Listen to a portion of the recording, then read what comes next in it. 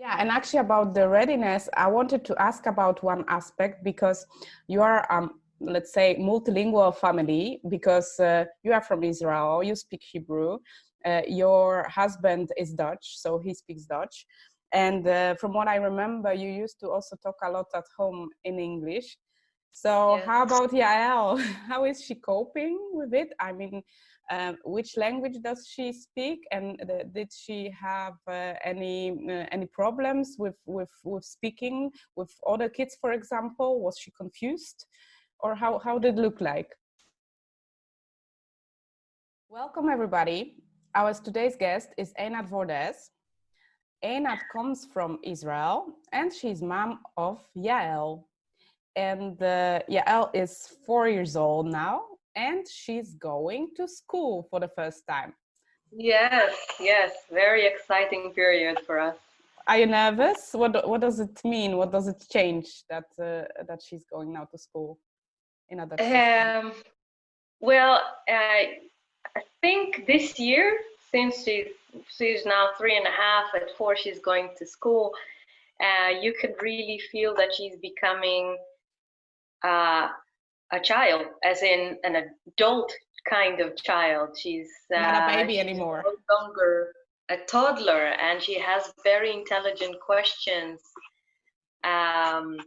So it's really exciting to see how she herself progress and getting older enough to be in school, whereas for us we're still in denial, and because she's still always going to be our little girl, but now she's going to school, so it's you can tell that she's ready for it, but we're not. Mm-hmm. Yeah, and actually about the readiness, I wanted to ask about one aspect because you are, let's say, multilingual family because you are from Israel, you speak Hebrew, your husband is Dutch, so he speaks Dutch. And from what I remember, you used to also talk a lot at home in English. So Yes. how about Yael? How is she coping with it? I mean, which language does she speak, and did she have any problems with speaking with other kids, for example? Was she confused, or how did it look like? No, well, since we live in the Netherlands, her main language is Dutch, and she speaks it mostly also with me. But I always talk to her in Hebrew, unless, of course, we're somewhere else, and then it's a bit awkward if I'll talk to her in a different language. But mostly at home, or if we're outside and alone, I speak to her in Hebrew. So now she's 4. She's really she knows Hebrew very well, but she doesn't speak it. She understands it, and if I really insist, she'll also come up with a sentence. But most of the time, she comes back to me in Dutch. It's not ideal, but I understood that it will come as long as she'll feel more comfortable. It will come, so I'm not worried about it, and I'm sure that if we'll visit family in Israel, she'll be doing just fine. Yeah. And yes, we're also speaking English sometimes at home, which I thought is going to be a problem, but it's really not, especially because there is a special app on YouTube called YouTube Kids, where we can choose for her a few YouTube channels that fit for her age. That are dedicated to kids. Yes, but she also gets content in English as well. So sometimes she comes up with Dora, and Dora says, "Let's go," and then she says to me also, "Let's go," and things like this, or with the song Baby Shark, that I'm pretty sure everybody knows. All over you the have world. the grandpa shark, and you have the mommy shark. So she I guess the sense of the language is also makes her generate the fact that there is another language, which is different than the ones that she already knows. So she's also already asking us, hey, what's grandpa? What's grandma? Stuff like this. So I think it only gives her the benefit to recognize these different languages, which is really good for the future.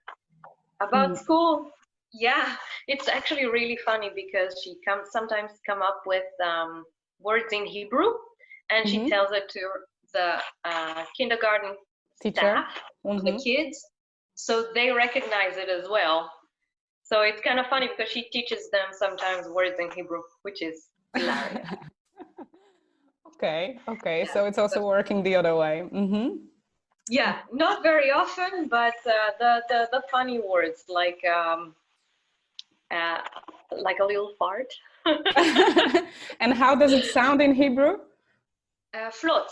Flot. It's basically exactly the way it sounds. It's a flot, and then she's like, "Oh, yeah, I did a flotty." So it's kind of funny because now everybody knows what it means in Hebrew.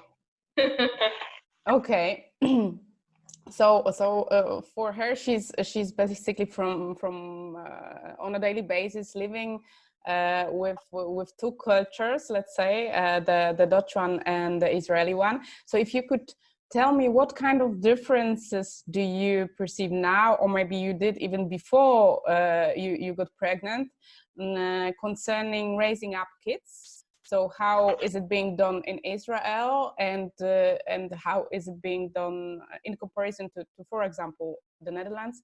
So what are these very specific things about your culture and about raising up kids? Yeah, well, as I think everybody knows, the Dutch culture is very structural. Kids go to sleep in a certain hour. They eat only when they need to eat, and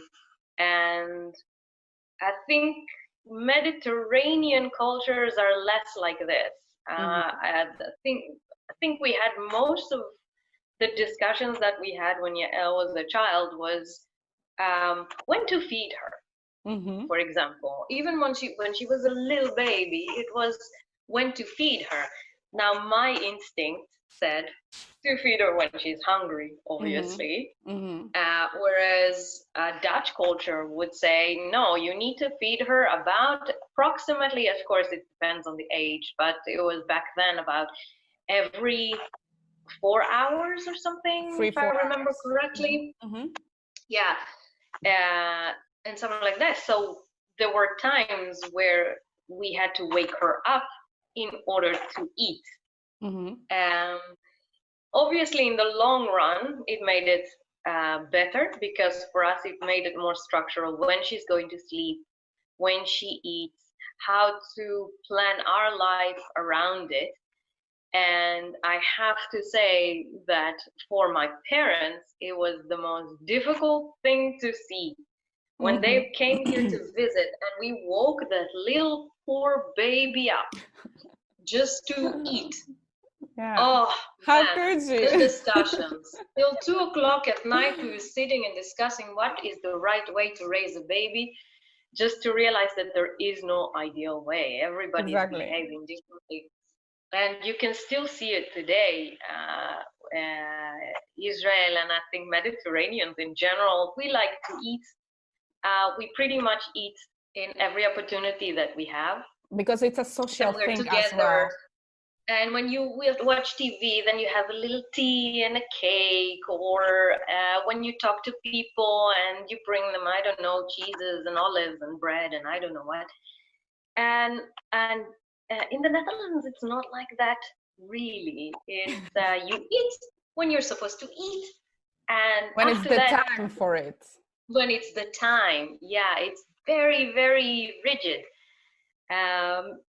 So it was also for us a bit a discovery to when things happen. Even now, when she's 3.5, things like going to bed.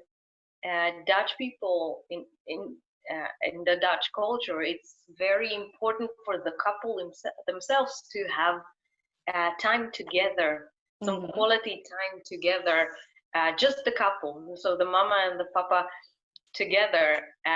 That means that the child goes to sleep really early, relatively in the evening. So they come back from the kindergarten around 5:30, 6, and 8, they're already asleep, supposed to be already asleep. And I feel, okay, so I see my child about 2.5 hours a day. That's nothing to me. So I see the positive in it, because I do think that a couple does need a bit of quality time themselves to be to have a glass of wine maybe, or to watch a movie together, or to have the time to talk. So I understand the benefit, but on the other hand, when I hear my sister, for example, and her kids go to sleep, I don't know, 9, 10, and it's all together, and quality time is not quality time of the parents, it's quality time of the family as a whole. Yeah, it also makes sense to me. So we haven't figured it out completely what is the right way to do it, but for now, yeah, we follow the Dutch way. I think sometimes so the kids in Israel, they do participate fully in social events and family events. Yeah, that's what you are trying to say. Yes. Also weddings and other festivities that sometimes go down to really late in the evening. They participate, and you know what? So they'll sleep another hour in the morning, or 2 hours, or whatever they need. But in Israel, family is very important. So mostly it is, the children are very important to be in these events. Whereas here, we'll get a babysitter and we'll hit the bar. We'll go somewhere out, to have some time for ourselves. Actually, it's interesting how from reactions of our parents, we can see that we are doing something different than they would do, if they would be raising the kids. And those are the moments that you realize, okay, so I'm doing something different than, let's say, traditional model. So besides the fact about, should you wake up the kid for the food because there is a tight schedule, or should you give it when it's hungry? What are there any other situations that you recall that your parents were thinking like, oh my gosh, what is she doing with this baby? Because it was, for example, some other way than traditional way. Yeah. I should have asked my mother about it, because she has always plenty to say about how we raise Yael. But she has a lot of it's not really critique, but it's different ways to raise a child. Also weather-wise, children in Israel mostly outside, and here it's mostly inside. So it also makes the dynamics a bit different. Yeah, definitely. The climate has also influence on the leisure time of the kids and everything around it. So actually on raising up kids, it also has influence. For sure. I mean, if in Israel you don't send children to play when it's raining outside, here you send the children to play outside when it's raining, and not when the sun is really shining, when it's 32 degrees, because then you might get dehydrated. Whereas in Israel, if you won't get outside when it's 32 degrees, then you won't get outside at all. And in the Netherlands, if you won't get out when it's raining, then you won't get out at all, because it's raining here about 300 days a year. So so it's also a bit like, what? You're taking her to the playground when it's raining? You put a coat on. You put the right shoes. And you put your the right shoes on, and then you. And if you have a look at the kids in the Netherlands and the kids in Israel, if you would like to compare them, the way they behave, would you say, for example, the Israeli kids are more or Dutch kids are more how would you do you see such differences? I think in that sense, kids are kids. I think they all behave the same. Actually, what you say, it's interesting to see, for example, when you are going on holidays somewhere to another countries, and then the little kids, even though they don't speak the language, they are from different places, they can play with each other like in a totally perfect way, without, you know, any misunderstandings and so on. So what you say, kids at the end are kids. Oh, this is also a beautiful thing about it. That that they can be together and they can enjoy each other's company when they're so little, because they don't have all those barriers that we have as adults later on. Mm-hmm. For sure. They just play with each other and they don't care that they don't know, because what interests one child will also interest the other child. When we were on a vacation in Spain, and they saw a lizard, a salamandra, and all kids were extremely interested in it. It doesn't matter that they didn't speak the language, they were all pointing and interested in it and looking where she's going and following it. And they were busy, I think, with that lizard for almost half an hour, even without understanding each other. It was beautiful. Mm-hmm, mm-hmm. So, yeah. So there are some universal things like curiosity. Universal language of being a child. Yeah, exactly. So could you tell us a little bit about now what is the most important thing for you to give to Yael in a meaning of you know, the values, or what's important in life, or what's important for you that you want her to cherish or to appreciate in life?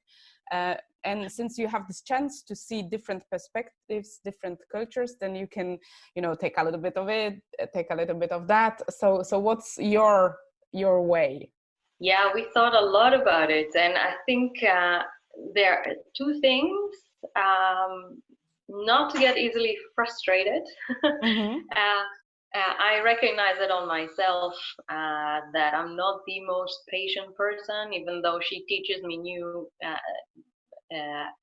how to be more patient than what I ever thought of myself that I could.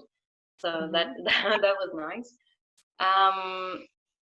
But I think it's something that I learned here in the Netherlands, that people are mostly patient here, Mm-hmm. and they're very accepting. Things just happen, and so there is a queue, a very big queue. You just wait, and it's fine. You learn Mm-hmm. to deal with it, or you are supposed to wait really long time behind the bus.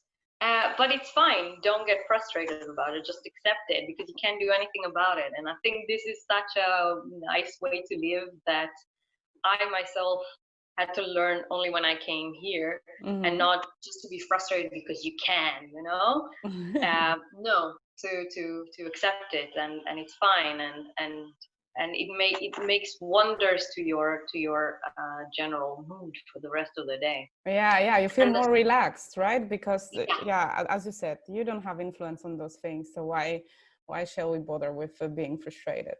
Yeah. Mm-hmm. yeah. I mean, I don't know about others, but I know that for myself, when you see somebody, an idiot on the road, or he's passing you by really not nice way, or somebody treats you not very nice way, you don't. My first instinct would be to tell him what an idiot he is. Whereas actually the Dutch way is to say, yeah, but why? It will mess up his day. It will mess more than that. It will mess my day, because I'll be more frustrated about it. You know, if it is, then this is what it is. Just move forward. It's not gonna do any well to anybody if you're upset in the car.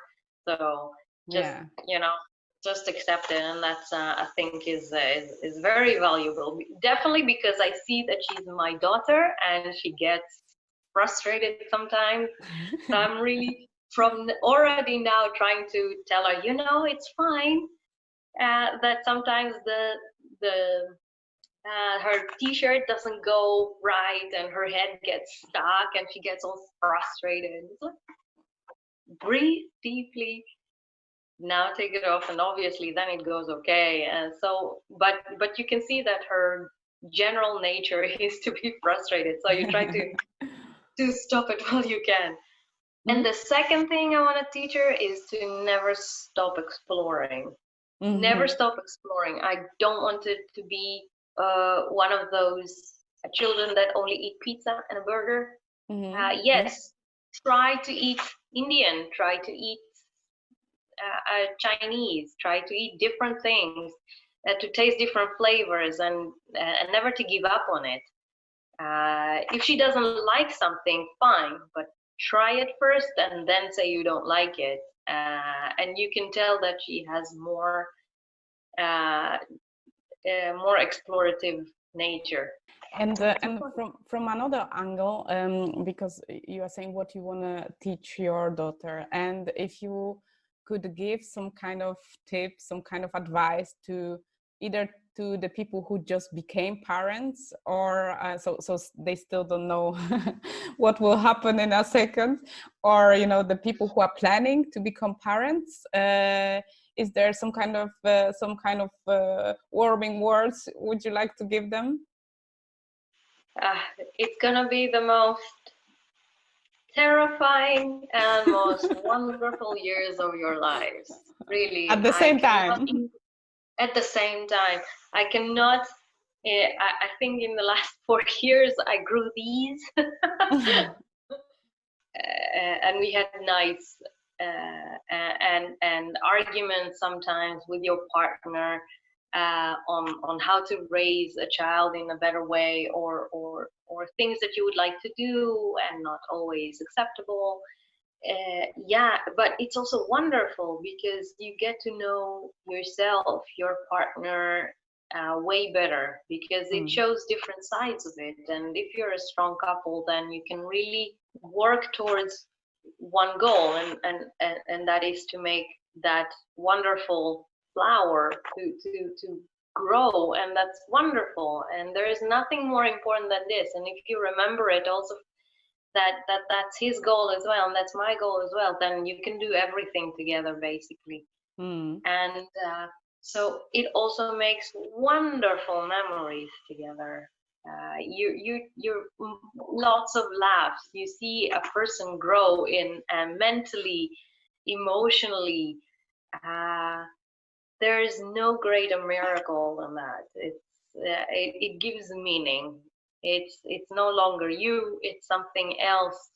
You transcend above yourself. It's a wonderful summary of our talk. So thank you very much, Einat, for this talk. I hope I've been interesting. Yeah.